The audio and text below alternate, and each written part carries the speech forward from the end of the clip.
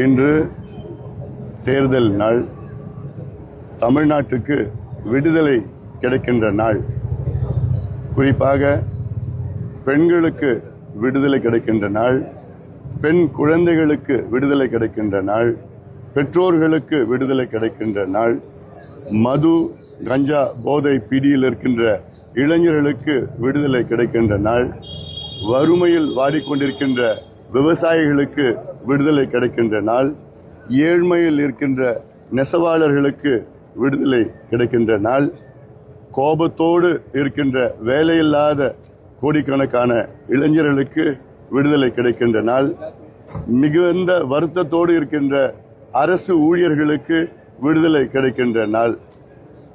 அதிலும் குறிப்பாக பாட்டாளிகள், விவசாயிகள், தொழிலாளர்கள், வியாபாரிகள், வணிகர்கள் எல்லாம் ஊழல் பிடியிலிருந்து விடுதலை கிடைக்கின்ற நாள் இந்த நாள்.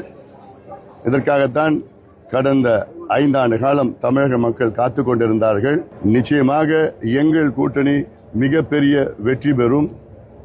நான் சொன்ன அத்துணை பிரச்சனைகளுக்கு தீர்வு இன்று மக்கள் கையில் இருக்கிறது.